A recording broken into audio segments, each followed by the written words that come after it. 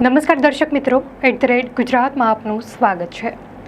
સાબરકાંઠા જિલ્લામાં પશુપાલન સાથે સંકળાયેલા ખેડૂતો અને માલધારીઓ સાબર ડેરી દ્વારા ચૂકવવામાં આવેલો ભાવફેરો ઓછો હોવાની ફરિયાદ કરીને વિરોધ કરી રહ્યા છે। ખેડૂતોના ભારે વિરોધ બાદ સાબર ડેરીએ ભાવફેર વધારીને પ્રતિ કિલો ફેટે 995 ચૂકવવાનું નક્કી કર્યું છે। દૂધ ઉત્પાદકો અને ગ્રાહકો વચ્ચે પુરવઠાની સીધી સાંકળ રચીને વચેટિયાઓની નાબૂદી એ અમૂલના પાયાનો સિદ્ધાંત છે। આ ઉપરાંત પ્રોફેશનલ મેનેજમેન્ટ, શુદ્ધતાની ખાતરી અને મેનેજમેન્ટ કોસ્ટને નિયંત્રણમાં રાખવાની નીતિને કારણે 80 વર્ષથી અમૂલ મોડલ સફળતાપૂર્વક ચાલી રહ્યું હોવાનું પણ કહેવાય છે। હવે મેનેજમેન્ટ કોસ્ટ એટલે ડેરી દ્વારા દૂધ ઉત્પાદક ખેડૂતો કે પશુપાલકો પાસેથી દૂધ ખરીદીને તે દૂધ કે તેમાંથી વિવિધ વસ્તુઓ બનાવીને ગ્રાહકો સુધી વેચવા માટે થતો ખર્ચ। હવે સમજીએ કે સાબરકાંઠાના ખેડૂતો જે બાબતે વિરોધ કરી રહ્યા છે તે ભાવફેર શું છે।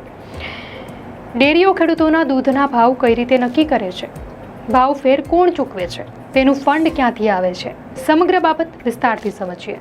ભાવફેર એટલે પશુપાલકોને તેમના દૂધના વેચાણ માટે નિયમિત ચૂકવાતા ભાવ ઉપરાંત વર્ષના અંતે અથવા ચોક્કસ સમયગાળા બાદ ચૂકવવામાં આવતી વધારાની રકમ। અમુક ત્રિસ્તરીય સહકારી માળખું છે। ગામડાઓમાં ખેડૂતો દ્વારા ચલાવાતી સહકારી દૂધ ઉત્પાદક મંડળીઓ આ મોડલના પાયામાં છે। આ પ્રકારની 18,600 જેટલી સહકારી મંડળીઓએ ભેગી થઈને ગુજરાતમાં જિલ્લા સ્તરની 18 સંસ્થાઓ બનાવી છે। તે district cooperative milk producers union એટલે કે જિલ્લા સહકારી દૂધ ઉત્પાદક સંઘ તરીકે ઓળખાય છે। આ જિલ્લા સ્તરના 18 સંઘો દ્વારા Gujarat cooperative milk marketing federation એટલે કે ગુજરાત સહકારી દૂધ વેચાણ મહાસંઘ બનાવાયો છે। GCMMF અમૂલ બ્રાન્ડની માલિક ધરાવે છે અને અમૂલ અને સાગર બ્રાન્ડ નામ હેઠળ દૂધ અને દૂધની બનાવટોનું ગુજરાત અને દેશ વિદેશમાં પણ વેચાણ કરે છે। મંડળીઓના હોદ્દેદારો તેમના જિલ્લા સંઘના હોદ્દેદારોને ચૂંટે છે અને 18 સંઘોના હોદ્દેદારો ફેડરેશનના હોદ્દેદારો ચૂંટે છે। આમ અમૂલ મોડલમાં સત્તા દૂધ ઉત્પાદકોની હોય છે। ભારતમાં ખાસ કરીને ગુજરાત જેવા મોટા દૂધ ઉત્પાદક રાજ્યોમાં દૂધના ભાવ નક્કી કરવામાં ઘણા પક્ષો અને પરિબળો ભાગ ભજવે છે। સરકાર સીધી રીતે દૂધના ખરીદ વેચાણ ભાવને નિયંત્રિત નથી કરતી।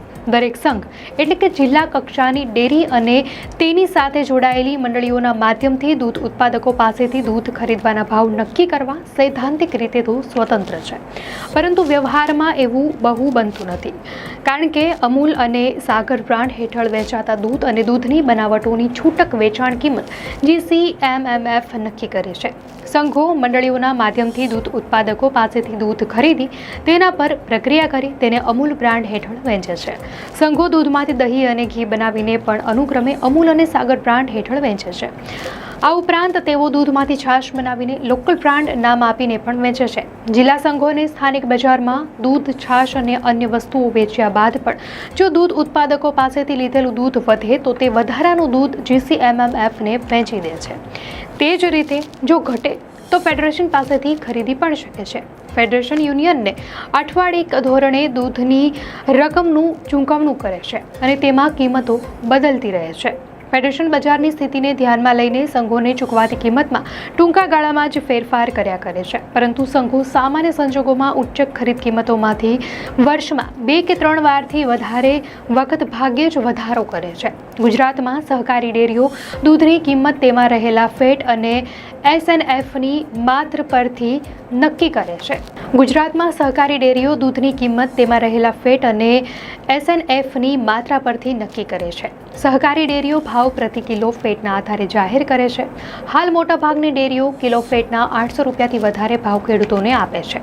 જિલ્લા સંઘ દૂધની ઉચ્ચ ખરીદ કિંમત નક્કી કરે તેમાંથી અમુક રકમ મંડળીઓના કમિશન તરીકે નક્કી કરે છે, તેથી ખેડૂતોને મળતા વાસ્તવિક ભાવમાં ઘટાડો થાય છે। ઉદાહરણ તરીકે કોઈ ડેરીએ કિલો ફેટનો ભાવ 805 રૂપિયા નક્કી કર્યો હોય અને મંડળીને તેમાંથી 5 રૂપિયા કમિશન લેવાની મંજૂરી આપી હોય તો દૂધ ઉત્પાદક માટે વાસ્તવિક મળવા પાત્ર ભાવ 800 રૂપિયા જ થાય। કોઈ દૂધ ઉત્પાદક તેની ભેંસનું 5 લીટર દૂધ લઈને મંડળીએ જાય અને ત્યાં મિલ્ક એનાલાઇઝર એટલે કે દૂધ વિશ્લેષક મશીનમાં ટેસ્ટિંગ કરતા તેમાં ફેટની માત્રા 8% આવે તો તેનો મતલબ એમ થયો કે દરેક લીટર દૂધમાં 8% અથવા 80 ગ્રામ ફેટ છે। તેના હિસાબે આટલી જ ફેટની માત્રાવાળા 10 લીટર દૂધમાં 800 ગ્રામ ફેટ થાય અને 12.5 લીટરમાં 1000 ગ્રામ એટલે કે 1 કિલો ફેટ થાય। તેથી 12.5 લીટર દૂધના તે ખેડૂતોને 800 રૂપિયા મળે. જો 1000 ગ્રામ ફેટની કિંમત 800 રૂપિયા હોય તો 80 ગ્રામ ફેટની કિંમત 64 રૂપિયા થાય. તેથી ખેડૂતને તે દૂધના લીટર દીઠ 64 રૂપિયા ભાવ મળશે. હવે સમજીએ કે ફેટની માત્રા કઈ રીતે નક્કી થાય છે. તો હાલે દૂધમાં કેટલા ટકા ફેટ, કેટલા ટકા SNF, કેટલા ટકા પાણી અને કેટલા ટકા ઉમેરેલ પાણી છે તે માત્ર અડધી જ મિનિટમાં કહી દેતા મિલ્ક એનાલાઇઝર મશીનો આવી ગયા છે.